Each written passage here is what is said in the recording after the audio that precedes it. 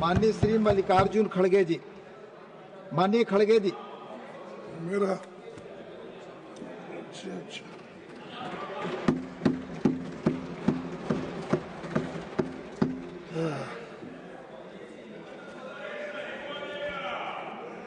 Yes.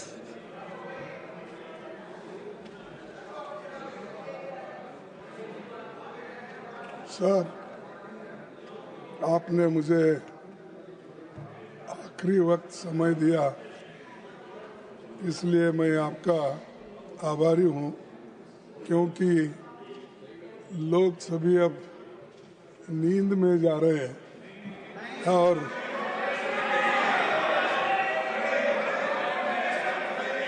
आपको सुनने के लिए उत्सुक हैं लोग। ठीक है, नहीं तो कम से कम मोदी जी उनको बोले हैं तुम जागते रहो, तो जब हम बात करते हैं तुम जागते रहो, ठीक है। तो सर, मैं चंद बातें आपके सामने इसलिए रखना चाहता हूँ, ये बहुत बड़ा इम्पोर्टेंट कानून है, एक्ट है। इसको हम लाइटर इसमें नहीं लेना चाहिए, क्योंकि ये गरीबों से संबंधित कानून है और इसके साथ छेड़छाड़ करना अच्छा नहीं।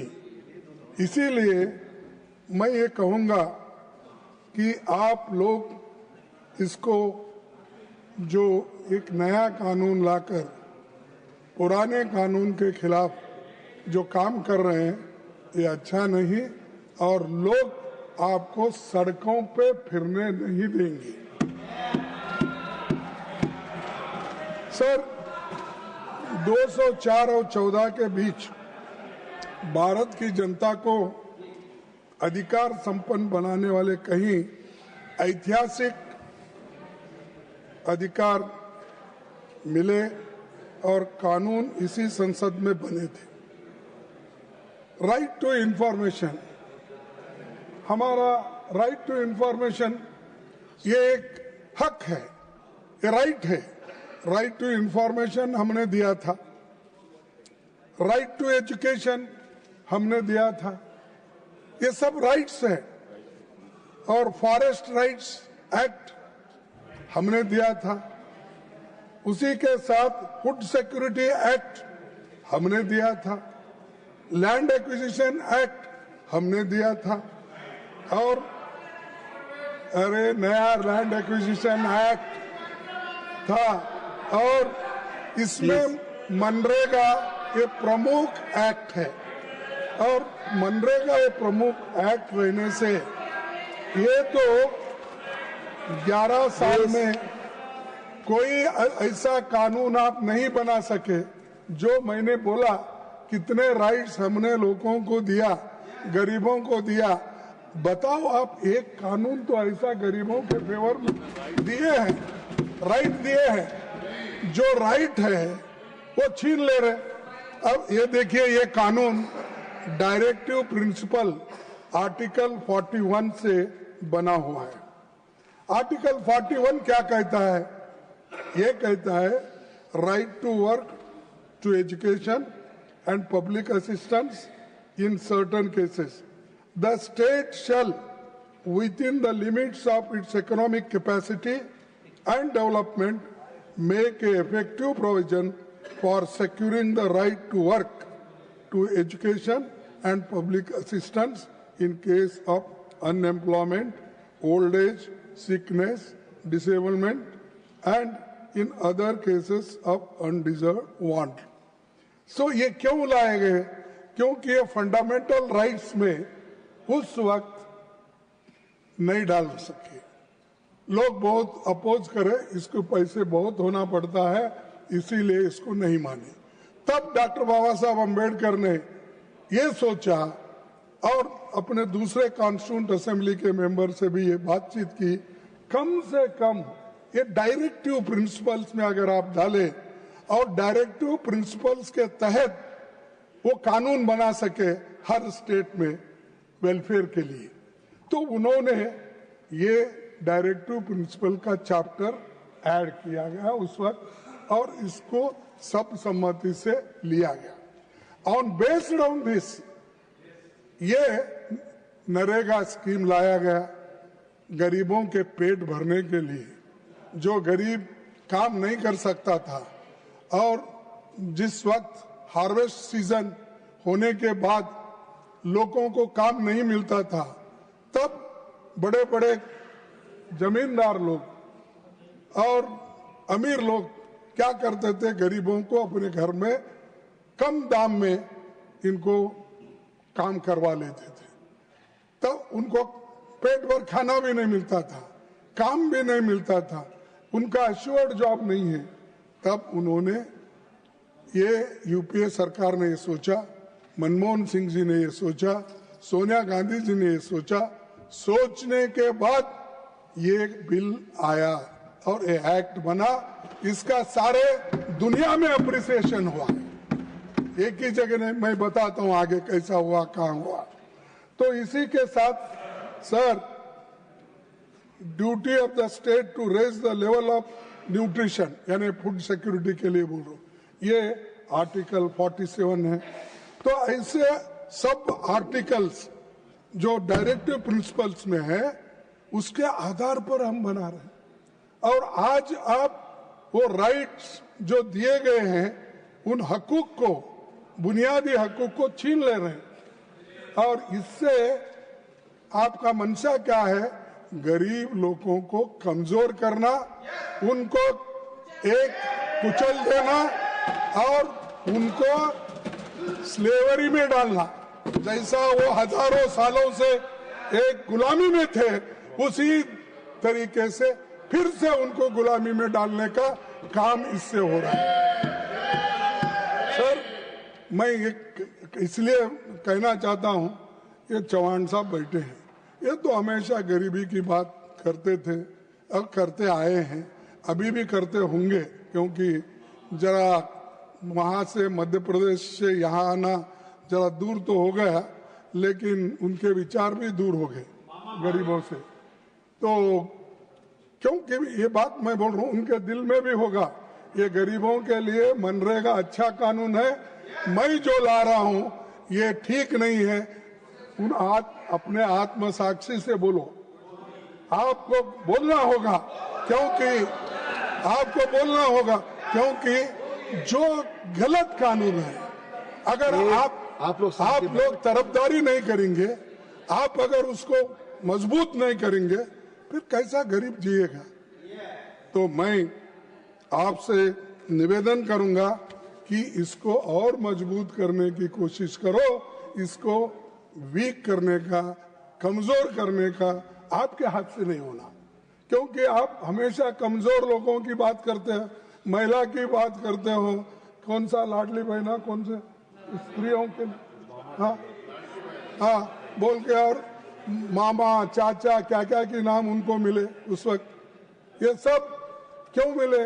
कम से कम लोग मामा मामी ये सभी लोग काम करने के लिए इनके एक प्रेम से वो लोग कहते थे। और इन्हों भी इतना, यानी इनका विशाल हृदय है कि इन्हों, एक बार मैं देखा टीवी में कि एक किसी को पेशाब कुछ उसके मुंह में डाले थे शायद, हाँ, ट्राइबल आदि, उसको घर बुलाए, टेबल पे सॉरी कुर्सी पे बिठाए, टावेल से उसके पैर पूछे, पानी डाले, सब कुछ करे, और पानी पीने का एक बाकी था, लेकिन उन्होंने वो नहीं किया उतना समझा के। तो उसलिए उन्होंने अपना कंपैशन दिखाया, करुणा ये दिखाया।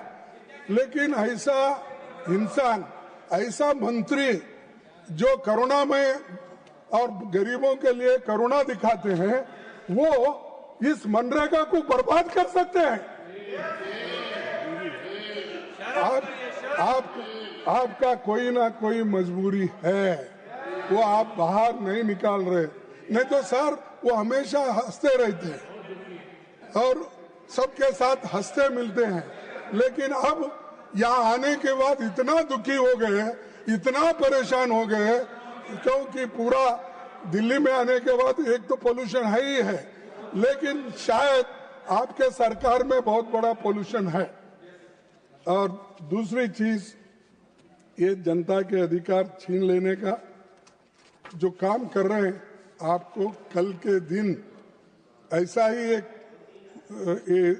समय आएगा जिस ढंग से आप 3 कृषि काले कानून को वापस लिए। तो ऐसा एजिटेशन आपको चाहिए कि लोग आपको गड़बड़ करने से, रास्ते बंद होने से, गोलियां खाने से यही पसंद है। उसी वक्त अगर आप ये करते हैं तो लोग मजबूरन रास्ते पे आएंगे, सड़क पे आएंगे, गोलियां भी खाएंगे, लेकिन इस कानून को सपोर्ट कभी नहीं करेंगे और हम लड़ते रहेंगे।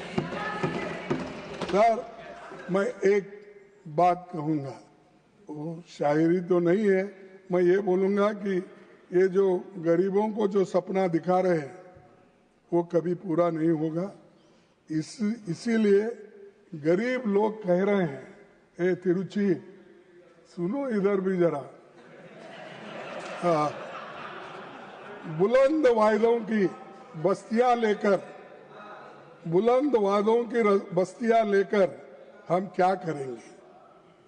बुलंद वादों की बस्तियां लेकर हम क्या करेंगे? हमें हमारी जमीन दे दो, हम आसमां लेकर क्या करेंगे? तो हमको हमारा हक दो, बस है, हमारा राइट्स दे दो।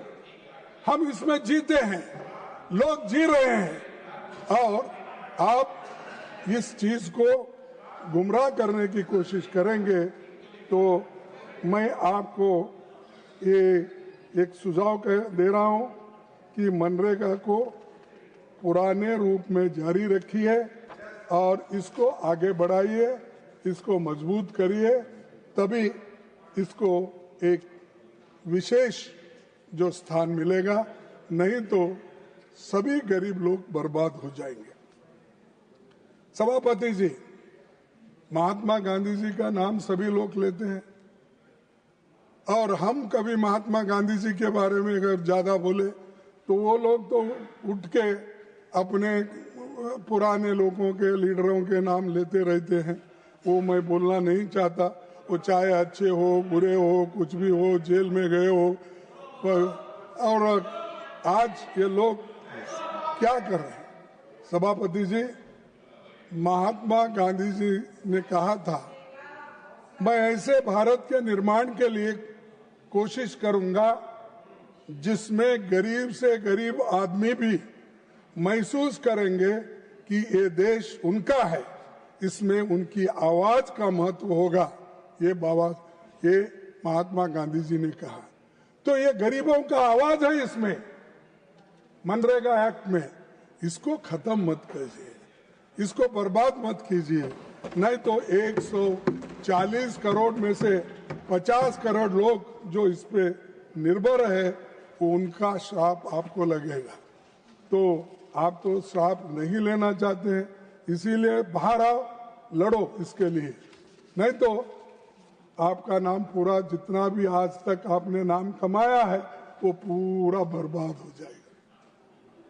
तो मैं ये कहना चाहता हूं।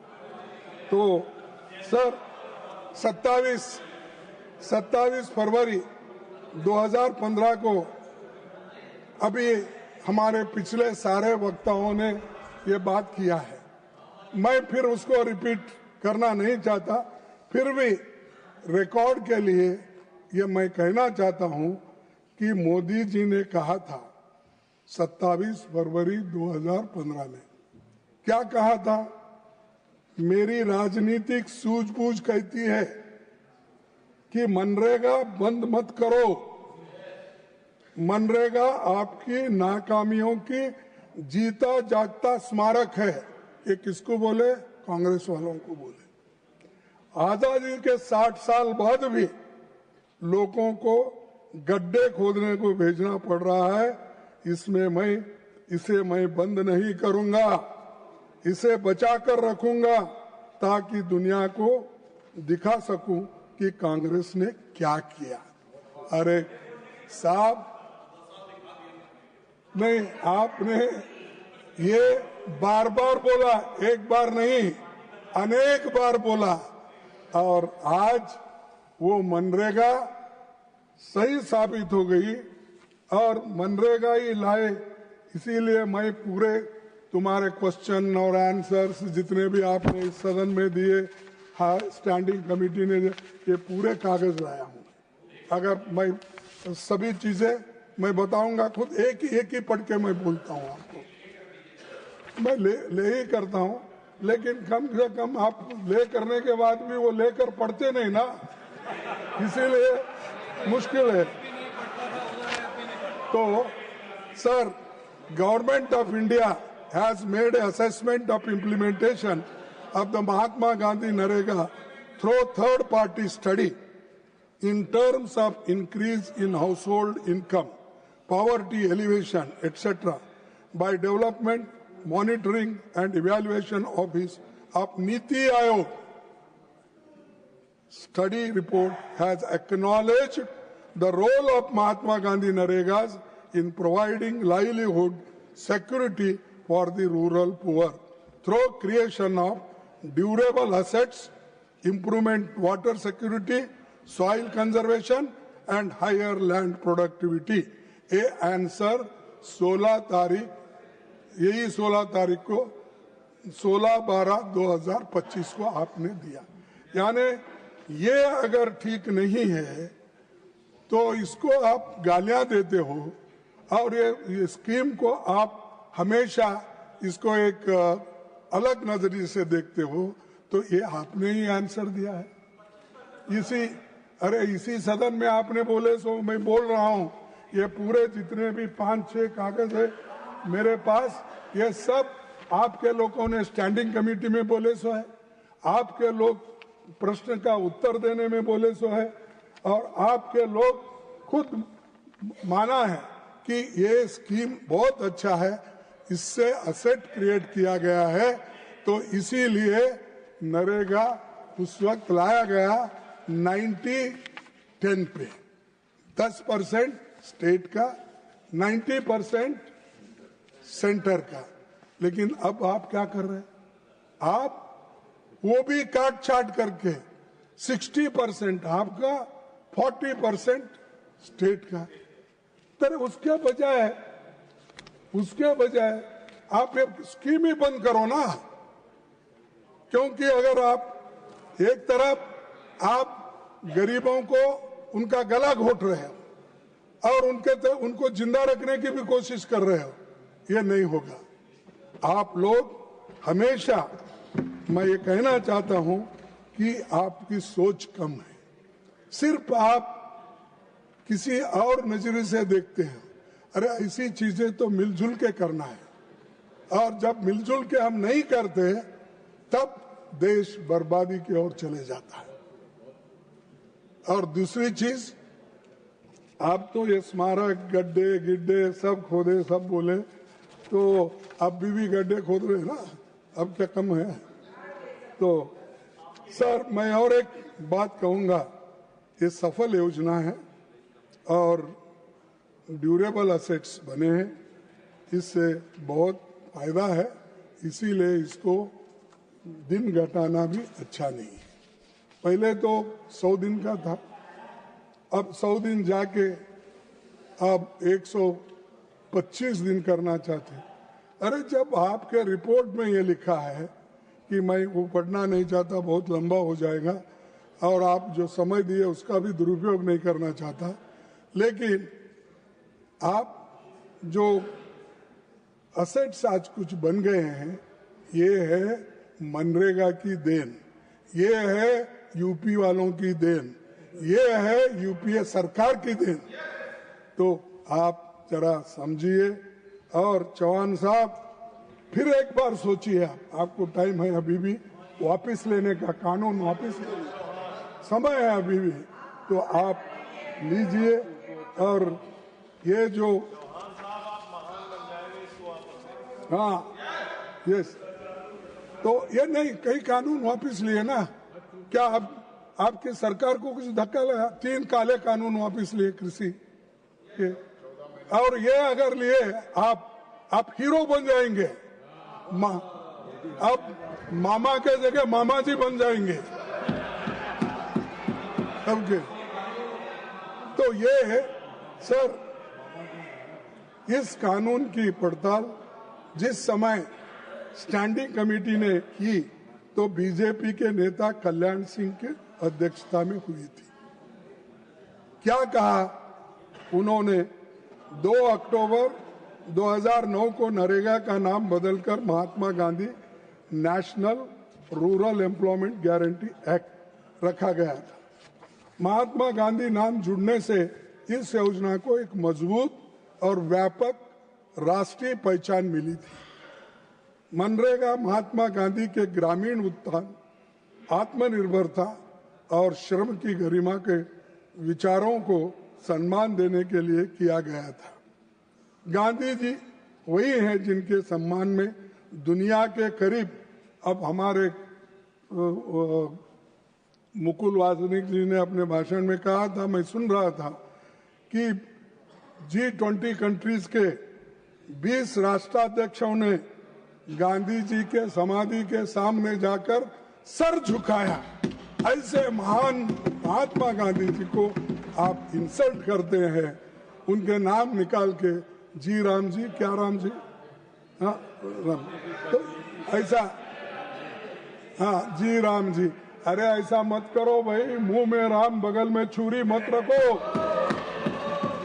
मुंह में राम बगल में छुरी।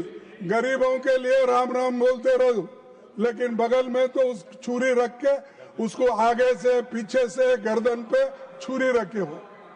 और आप लोग ऐसे अगर काम करते गए तो आपको कोई माफ नहीं करेगा। और जो गांधी जी बोले हैं उसका, उनका जो गरीबों के आंखों से पानी यानी अश्रु को साफ करने का, वो नहीं होगा। और दूसरी चीज,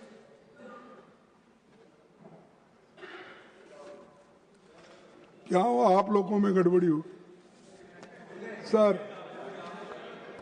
तो वंचित तबकों को गांव में रोजगार देकर सशक्त किया, इसका उद्देश्य था, और काम की गारंटी देना इसका उद्देश्य था।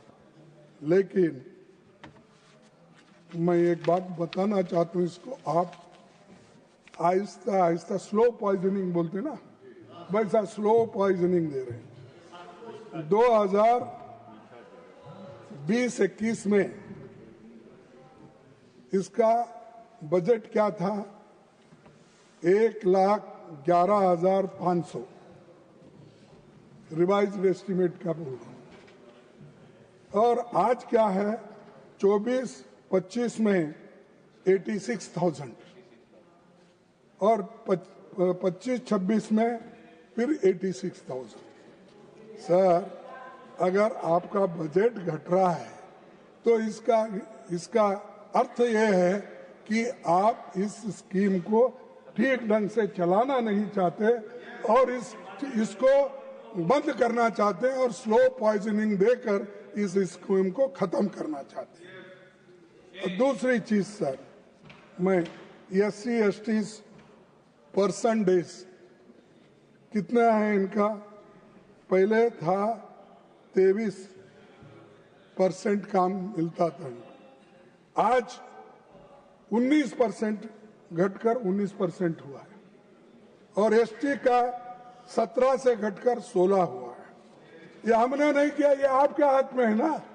आप रिव्यू कर सकते हैं, आप मिलके लोगों को कह सकते हैं, इधर आओ, ये काम क्यों नहीं हुआ, हमने इतने पैसे दिए फिर भी ये खर्च क्यों नहीं हो रहा, या खर्च अगर हुआ भी तो इतना काम क्यों नहीं हुआ, ये पूछने का आपका काम है।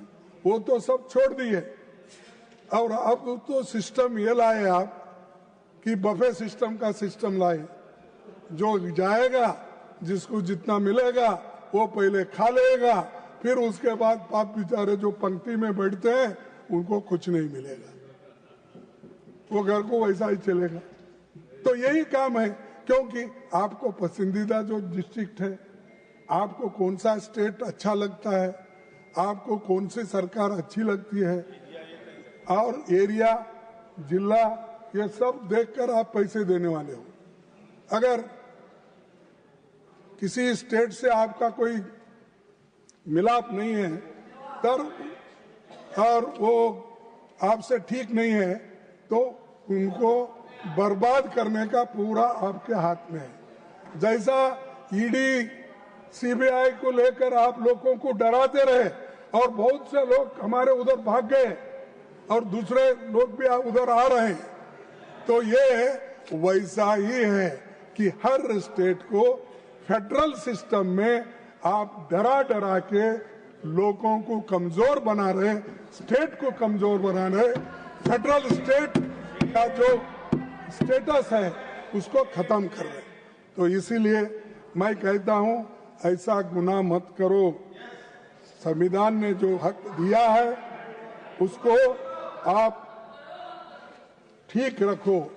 और आज फिर आपने कहा, देखो इसमें आपने जो नया कानून लाने की कोशिश जो कर रहे हैं, मैं कसम से बोलता हूँ, मेरी माँ तो मैं जब देखा नहीं उसको, उनका इंतकाल तो उसी वक्त हो गया, तो बचपन में ही मैं 6-7 साल का होगा। आपको मालूम है शायद उधर आए नहीं, तो वो रजाकार मूवमेंट में गया था।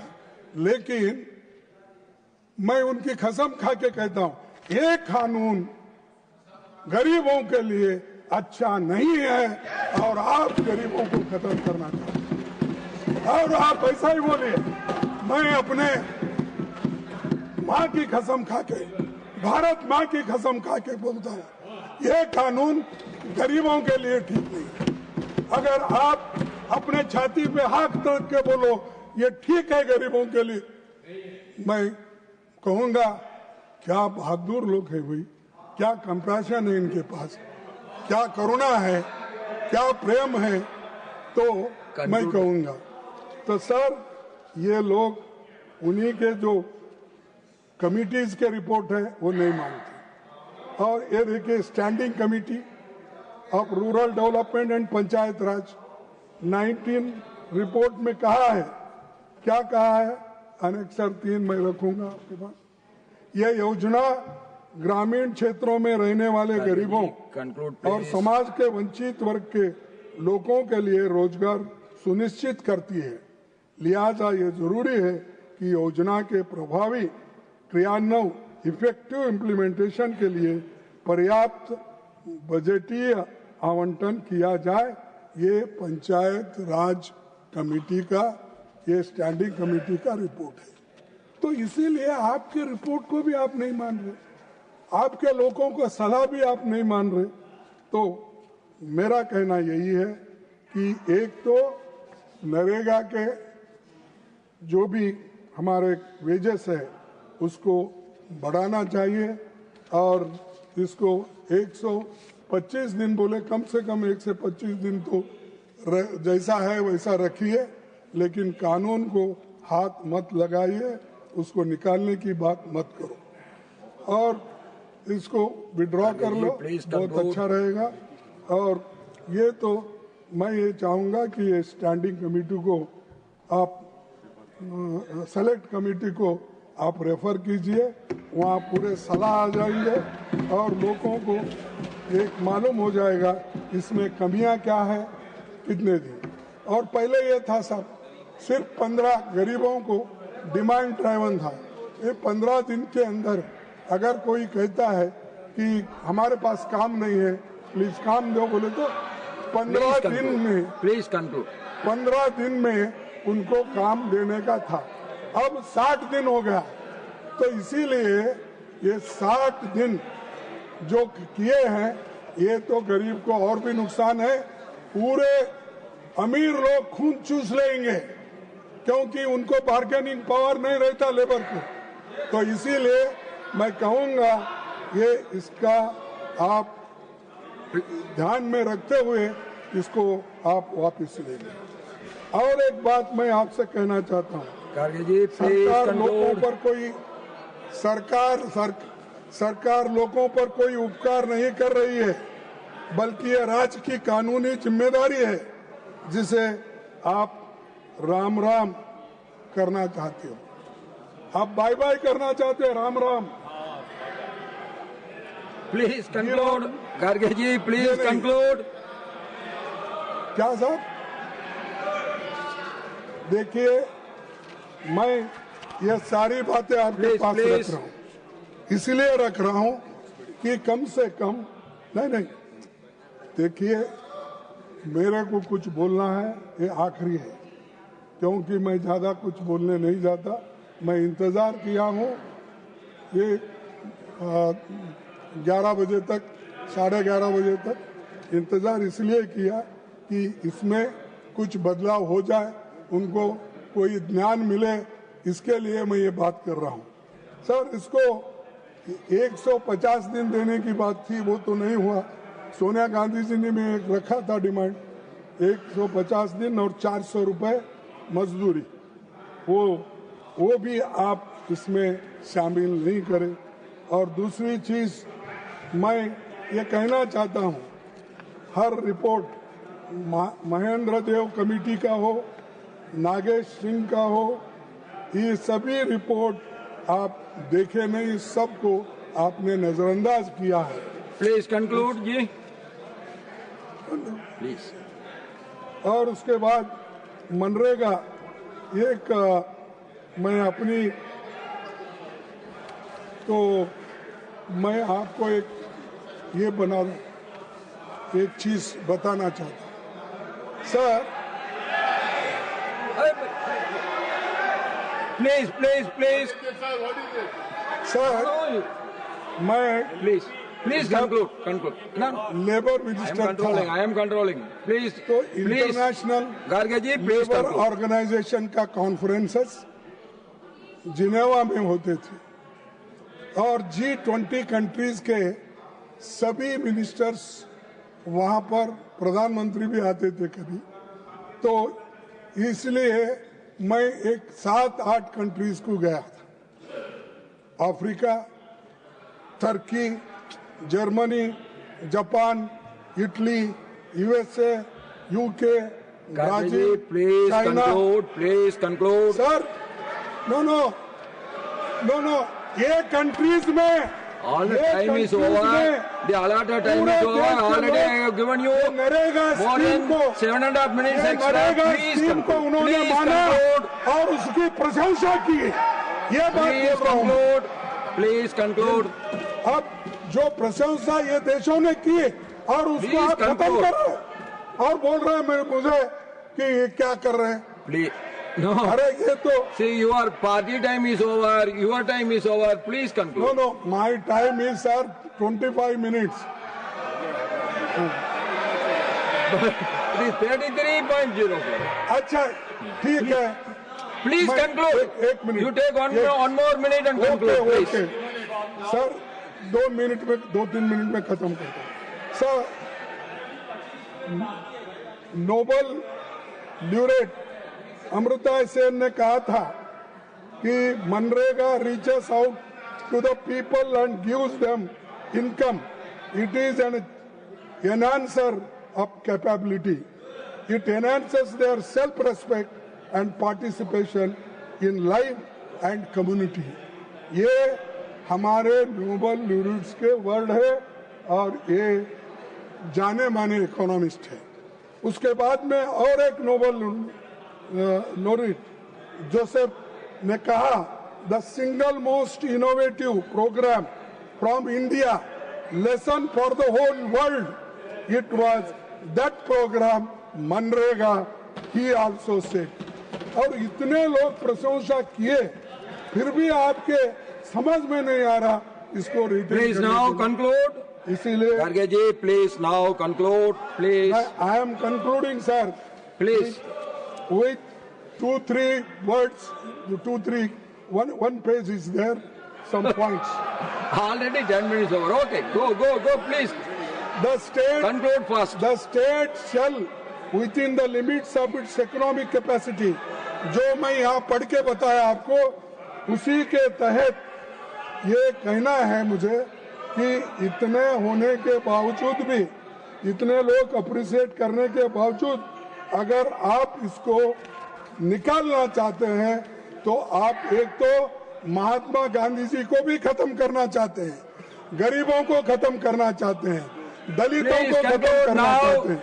इसलिए मैं डिमांड करता हूं कि आप ये कानून वापस लो और आप ये सेलेक्ट कमेटी को भेजिए और सभी लोग इसमें पार्टिसिपेट करेंगे, सभी लोग इसमें अपना Now, Shri Shiran Singh Chauhan ji to reply the discussion.